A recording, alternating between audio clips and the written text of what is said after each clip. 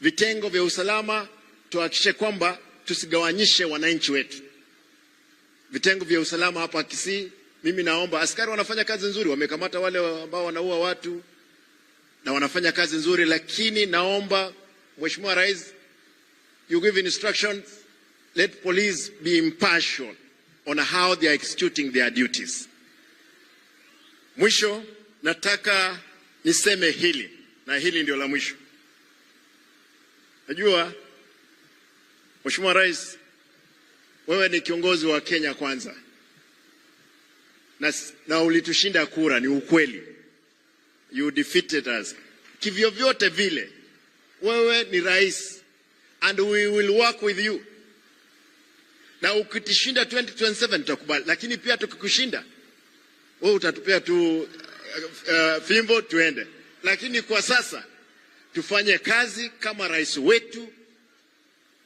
Kitu moja niliona hapa Ujaluoni, wakati mtu mwingine aliongea vibaya kule Sudan, aliongea juu yako. Wangwana wa ODM walisema hapana, Ruto hata kama ni mbaya, it's our president, and that is what we confirm. You are our president and we will work with you as long as we are serving our people.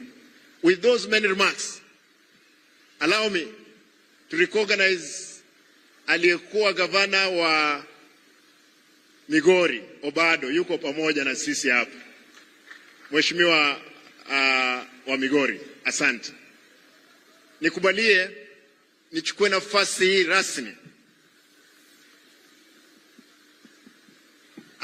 Abantu bamintu tigankwaneke gusieke mo wanje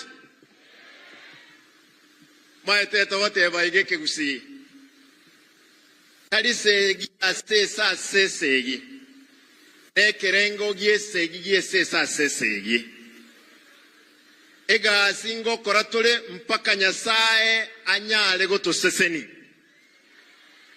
With those many remarks, Your Excellency, allow me to welcome the Deputy President of the Republic of Kenya, Mheshimiwa Riggy G. Mheshimiwa Riggy G. Tulikuwa na yeye bunge, lakini Mungu akabariki yeye. Sasa he is the Deputy President. Unajua ya Mungu ni mengi. Mheshimiwa, karibu. Asante. Karibu, tunamkaribisha Deputy